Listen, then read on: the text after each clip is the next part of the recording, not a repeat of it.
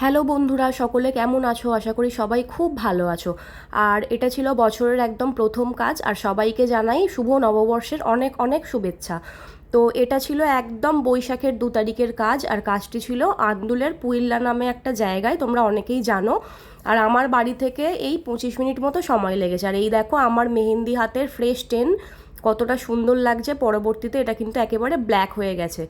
তো যাই হোক, আমি আন্দুলে চলে যাই মৌমিতার বাড়িতে। আজকে মৌমিতার বিয়ের জন্য মেহেন্দি পরাতে যাচ্ছি, একটা ব্রাইডাল মেহেন্দি ছিল।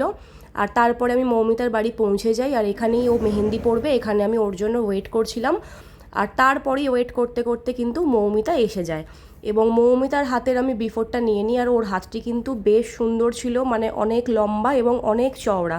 তো আমি ভাবছিলাম আমি 4 ঘন্টার মধ্যে কমপ্লিট করতে পারবো কিনা, যেহেতু আমার মেহেন্দি করে গিয়েই বিয়ে বাড়ি ছিল, তাই আমার খুব তাড়াহুড়ো ছিল। তো দেখো তো ডিজাইনটি কীরকম হয়েছে।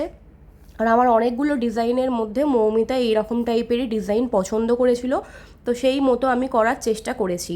তো তোমরা জানিও কীরকম হয়েছে। আর আজকের কাজটি কিন্তু আমি 4 ঘন্টার মধ্যে পুরোকে কমপ্লিট করে দিই।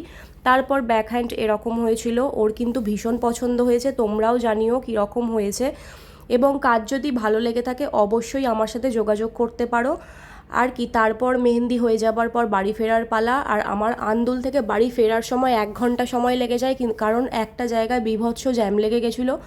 তো যাই হোক, এরপর আমার বাড়ি ফেরার পালা, এবং কাজটি কীরকম লাগলো অবশ্যই জানিও। আর তোমরা একটু আগে থেকে প্লিজ বুকিং করো, আমাকে একটু সময় দিও।